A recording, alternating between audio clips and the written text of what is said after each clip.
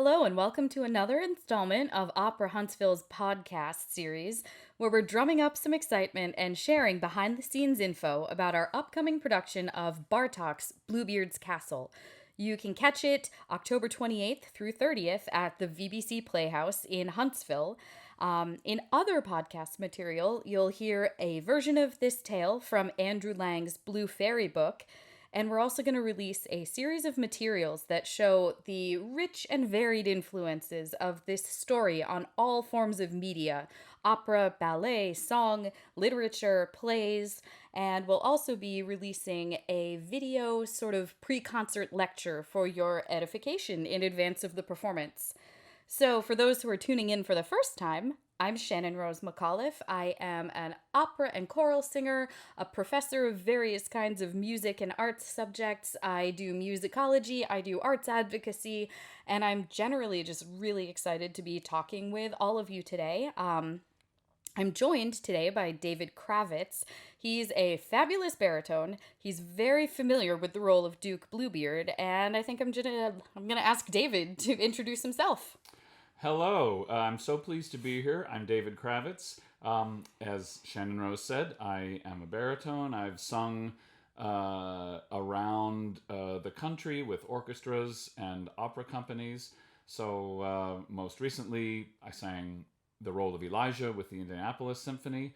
I've sung with the Boston Symphony. I have sung at Washington National Opera Company, Atlanta Opera, Opera Memphis. And quite recently, I did have the opportunity to sing Duke Bluebeard in Bluebeard's Castle, which I was thrilled to get to do because this is an amazing opera that is not performed terribly often. And so I'm delighted to be part of introducing you to it in the hope that you will go see it at Opera Huntsville. Fabulous. That was a really good plug. We should keep you on retainer. Something that people will notice pretty quickly is that the singers are singing in Hungarian. So let's talk about that for a second. What's it like singing in foreign languages, and what sort of training does a singer need to be able to pull this kind of thing off?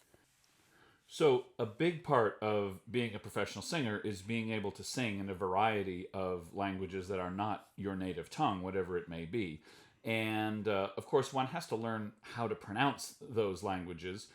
And beyond that, it's very helpful to actually have spent some time studying the language, so that you're not just sort of reading a line of syllables that may sound accurate, but you don't know what they are. So I had taken some Spanish in high school. Yo también.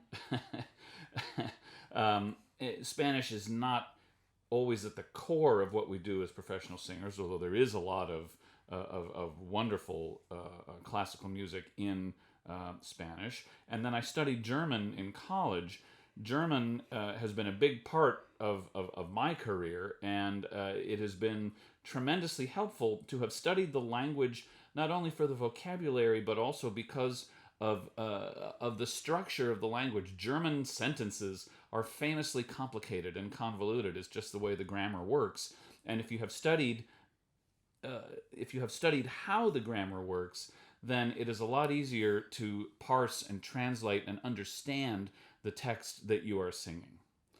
So, definitely agree with that. I mean, I've had a handful of experiences ranging from quite immersive Spanish training in elementary school through high school. In college, I dabbled in some Italian and German. Definitely helped. That Duolingo owl has been yelling at me for years to keep learning French. And, there's something else you were mentioning, not just approximating sounds. So, singers use a tool called the International Phonetic Alphabet. We call it IPA for short.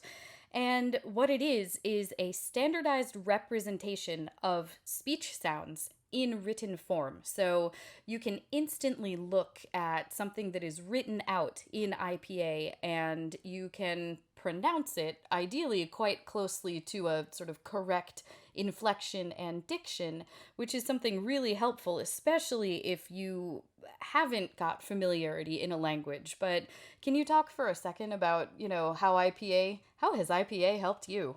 Sure. So learning the International Phonetic Alphabet is an essential and a pretty basic part of pretty much any course of study that a singer undertakes. So I did a master's degree in voice at the New England Conservatory, and a big part of my first year classwork was learning IPA and how to take learning how to take a line of text in a foreign language and it may be a language that I don't happen to speak at all, not translating it, but turning it into a line of these symbols, these IPA symbols, that if I do it right, should allow me to do a pretty good impression of someone who actually does speak the language as a native speaker. The whole point of IPA is to have a standardized set of symbols that give you all of the sounds that you would need to make it sound like you're speaking the language. So in this case, learning Hungarian, I'm not sure what Terence and Thea, who will be singing Bluebeard and Judith, what kind of experience they have in Hungarian. It's not one of the sort of customary handful of operatic singing languages, but what a singer might do to hunker down with this score and give a convincing, accurate, and, ideally quite faithful reading of Hungarian would be to use this IPA, perhaps to get some coaching from a person, a native speaker or a very fluent speaker in Hungarian. So in this instance, you'll be hearing the opera sung in Hungarian. And the other thing that, is pretty common is to sing operas in translation. So you'll either see a translation projected, which we'll talk about, or people will sing an English version of something that was written in another language. So basically, in this case, so what's it like singing in translations from an original language? Basically, some are very word for word. They sound a little stilted. They drive the plot forward even if it's not a typical conversation sort of speech pattern. And the reason that creating a translation from a different language is difficult is that it's hard to fit sort of a given number of syllables for the equivalent word in another language into the number of beats that exist in a measure. Right. So, and there's different ways of translating an opera into a different language, English in our case, to then in preparation for performing it in that language. As you say, you might do sort of a very accurate kind of word for word translation that's very faithful to the original text. But some translations are a bit more poetic, that try to sort of give you the general gist of the story, but perhaps take some liberties, not only in the service of perhaps making the story clearer, but also hopefully taking advantage of the sound of the language that you're translating it into and making it sound better when it's sung. That is a difficult thing to do as a translator, and it also gives you the ability, honestly, to smooth over some aspects of the original story that perhaps have not aged terribly well. So, yeah, about that. There are a lot of stories, plots, source materials out there that were set to music for operatic purposes that were written a long time ago. And they don't really reflect sort of modern values related to sex and gender, race, religion, things like that. So if you're not doing an exact translation and you can fill in something that sort of removes or amends those references, that can be a helpful way of not entirely excising a piece from the canon. If you can take a problematic piece or a piece with problematic elements and sort of, like you were saying, smooth over some of the rough patches, it's a way of preserving something that could otherwise be really valuable to perform. Right. And I just wanted to mention one other thing that translators often run into that it can be quite difficult to deal with is rhymes.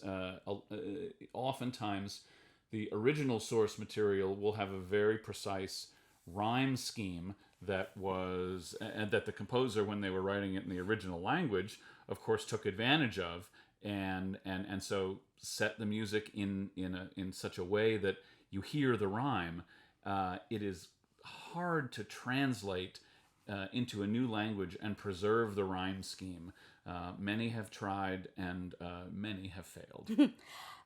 This also makes me think not only about rhyme schemes, but about syllabic structure, things like that. We were discussing earlier, it helps if the composer has some fluency or facility in the language. Something that comes to mind was that George Frederick Handel was notorious. While he was learning English, he was composing pieces that were meant to be performed in English, and he would often make mistakes. So there is a chorus in his oratorio, Hercules.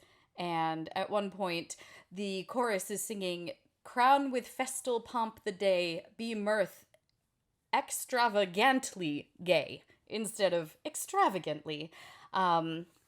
Also, very famous instance in his Messiah, where the baritone is sort of singing the 11 o'clock number, great big aria about the trumpet shall sound and the dead shall be raised.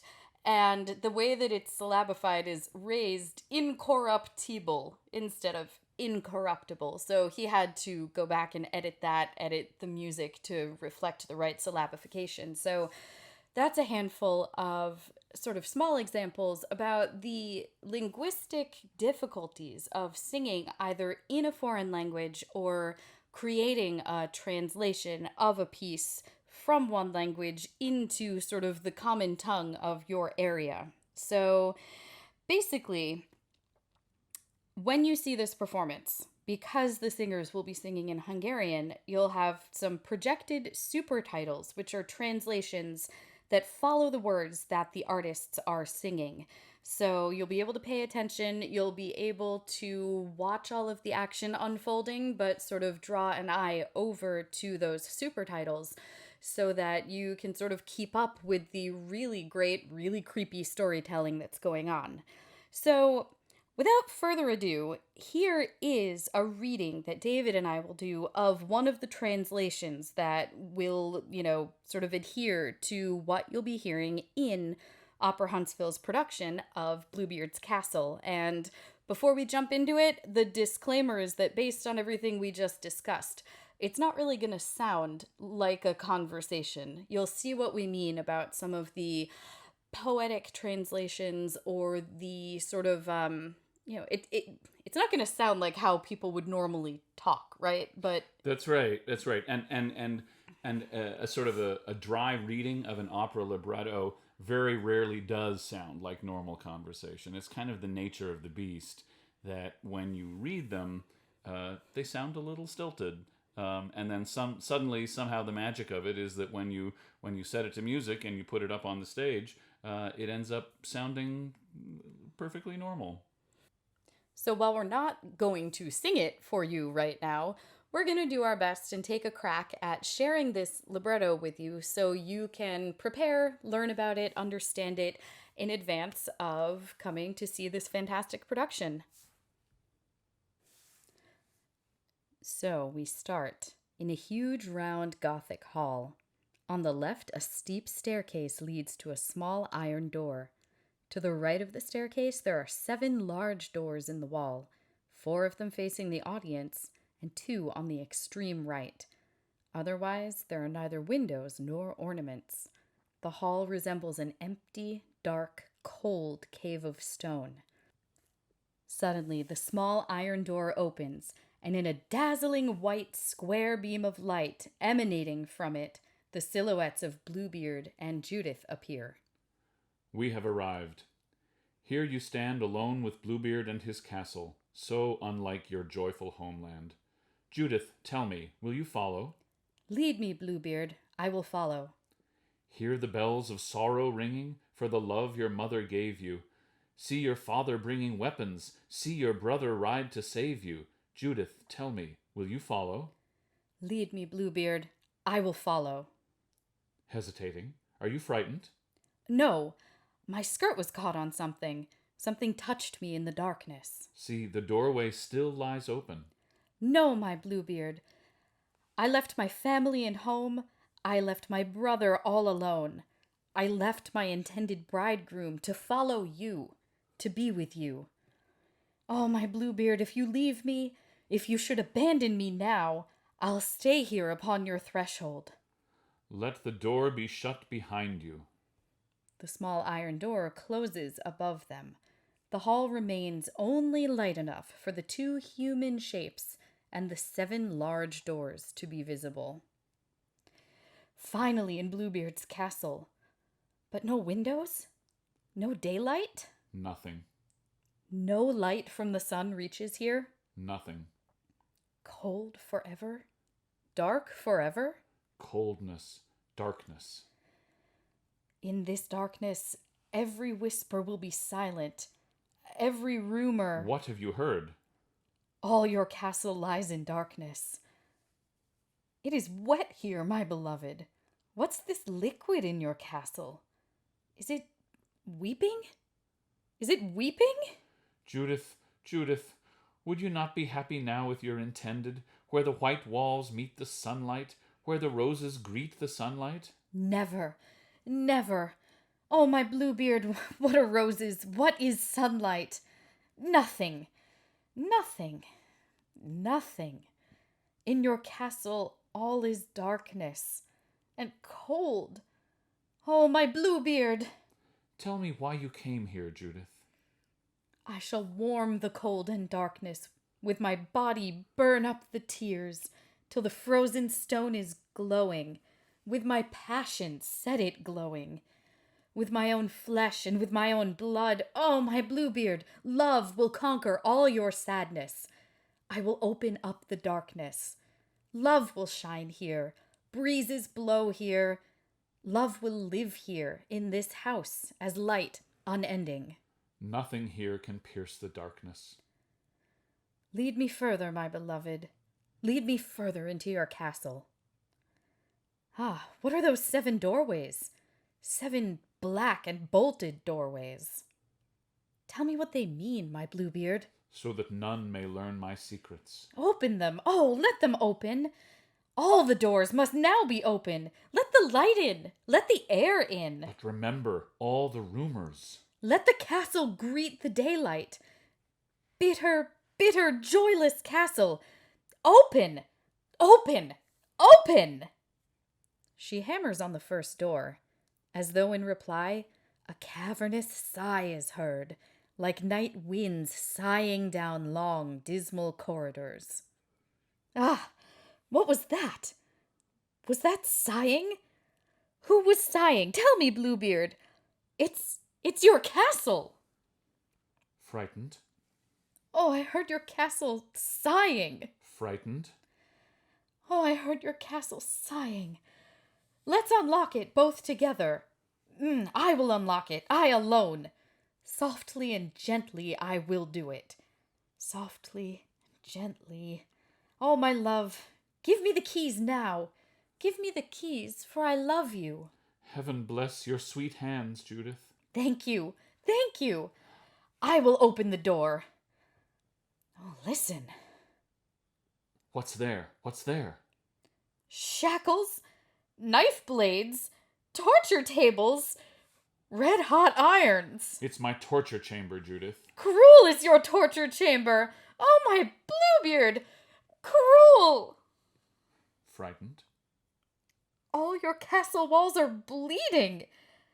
Yes, your castle's bleeding. Frightened? No, not frightened. The daylight comes. Dawn is breaking. The daylight comes. See this dazzling brilliance? Tainted brilliance, blood-stained beauty. Look now, dawning daybreak. See the sunlight? Every door must now be opened, giving us fresh air and sunlight. Every door must now be opened. You don't know what lies behind them. Give me keys to every doorway. I'll open every doorway. Open quickly. Judith, tell me why you want to. I love you. Deep within, my castle trembles. You may open them or close them. Take care in my castle. For us both be careful, Judith. Then she goes to the second door. Softly, gently, I'll do it. Softly, gently. And then the lock turns, and the second door opens up. What's there? Thousands of appalling weapons, instruments of terrible war. Now my armory is open. You are strong and full of power. Oh, but hard is your pitiless heart. Frightened? Blood has stained your cruel weapons. Blood anointed all your weapons. Frightened? Give me keys to all the other doorways. Judith! See this blinding light here? Can't you see it? Give me keys to all the doorways. For both of us, be careful, Judith. Give me keys to all the doorways. You don't know what lies behind them. I've come here for I love you. I am here and only for you. Let me see your castle, Bluebeard. Let each door be open for me. Deep within, my castle trembles. Stones cry out in exultation. Judith! Judith! Cool and fresh from open wounds, the blood runs freely. I came here because I love you. Let each door be open for me. Here are keys to 3 more doorways. You may look, but ask no questions. Look, but not a single question. Give me now the keys you promised. But why stop now? Get it open. I can't find the keyhole. Don't be frightened. Nothing matters. She then approaches the third door and turns the key. The door opens with a deep, warm, metallic sound. Glittering gold! Glittering gold! Golden coins and diamonds and emeralds and precious rubies, jeweled crowns and fine apparel. It's my castle's treasure chamber. Oh, you are rich indeed, my Bluebeard. All of this is yours forever. All the jewels and all the treasure. There's blood on all your treasure, and the crown is covered in bloodstains. The 4th door is waiting for you. Bring the light in. Open, open. She becomes more restless and impatient. She turns to the 4th door and quickly opens it. Oh, lovely flowers. Oh, beautiful scents, hidden in the stony darkness. It's my castle's secret garden. Oh, lovely flowers. Slender lilies, tall as men, snowy white, beautiful roses, red carnations glowing with light, unimaginable beauty. Here the flowers kneel before you. You will tend them, and new life your love will send them. Every single rose is blood-stained. Every blade of grass is blood-stained. Opening their petals for you, at dawn, waking, blooming for you. Who's given blood to feed them? Judith, love me. Do not ask me. Look, the daylight is returning. Quickly now, unlock the 5th door.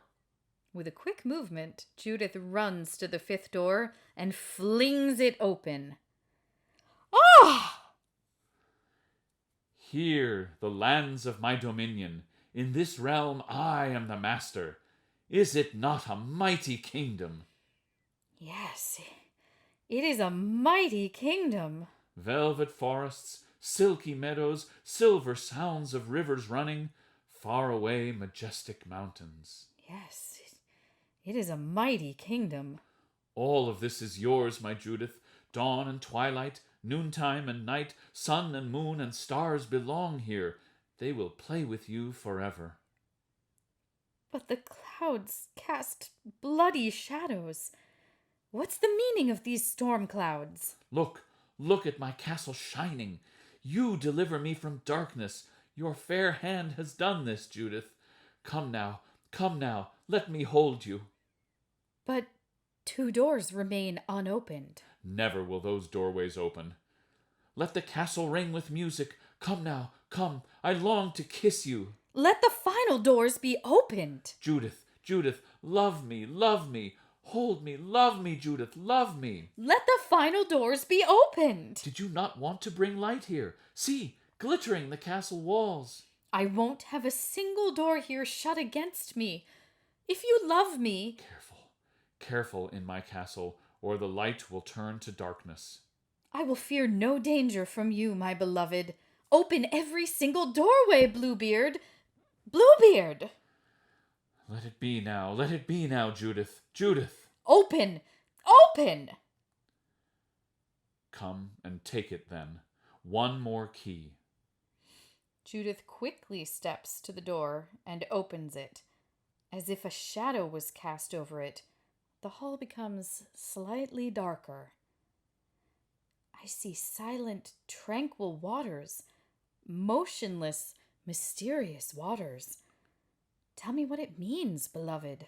Weeping, Judith, weeping, weeping. Silent and mysterious waters. Weeping, Judith, weeping, weeping. Mysterious transparency. Weeping, Judith, weeping, weeping. Come, my Judith, let me kiss you. Come, I'm waiting, Judith, waiting. The final door never opens, never opens. Oh, my Bluebeard, take me, love me. Do you love me truly, Bluebeard? You have brought me light from darkness. Kiss me, ask me nothing. Tell me truly, my beloved, who possessed your love before me?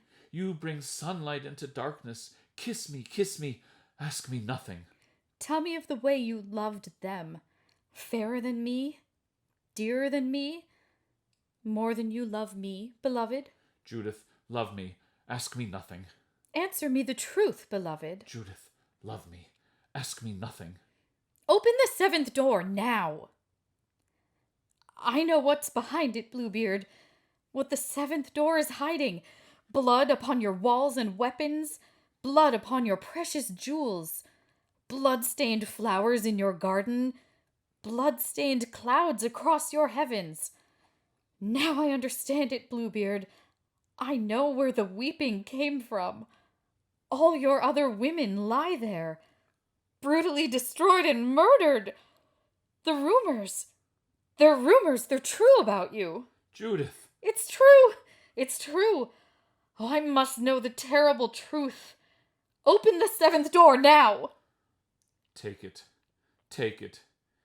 Here is the 7th key.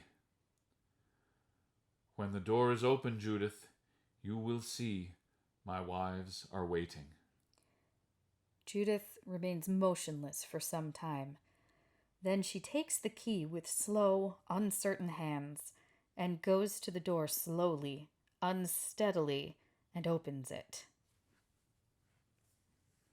See, the ones I loved before you, all have known my love before you. Living? They're still living! Beauty, perfect beauty, they will always live beside me. They have brought me all my treasure. With their blood they feed the flowers. They have built this mighty kingdom. Judith, theirs is all my castle. Oh, with their beauty, with their riches, I'm nothing. Nothing at all. This, the first I found at dawn, in the crimson light of morning. She possesses every sunrise. Hers the glowing gown of daybreak. Hers the shining crown of silver. And hers each new day forever. Next to her, I'm less than nothing. In the day I found the second, golden, blazing in the hot noon. She possesses every midday. Hers the flaming fire mantle. Hers the crown of burning sunlight. Hers the heat of day forever. Next to her, I'm less than nothing. Eventide revealed the third one in the slow and somber twilight. Her time is the time of sunset. Hers to wear the darkened mantle as the sun is disappearing. Next to her, I'm less than nothing. Then I found the fourth at midnight. Bluebeard! Bluebeard, no more, no more. In the starry gown of midnight. No more, no more. I'm still here. And your face possessed by starlight, dancing in the beauty of your hair. Every night is yours forever. My beloved, spare me. Spare me. Evermore the starry mantle. Spare me, Bluebeard. Take it off me. Evermore the jewels upon you. Ever the best of my treasures. Beauty, beauty, never changing. Ever queen of all my beauties. Ever beautiful. They stand looking at each other for a long time. He's placed a crown upon her head, and Judith is stooping beneath the weight of it. She disappears into the room, and she follows the other wives. Now all shall be darkness, darkness, darkness. And that is the end of the English translation of the libretto of Bartók's Bluebeard's Castle. Thank you so much for joining me today, David, and we hope that you'll all come and catch the performance at the VBC Playhouse in Huntsville, October 28th, 29th, and 30th.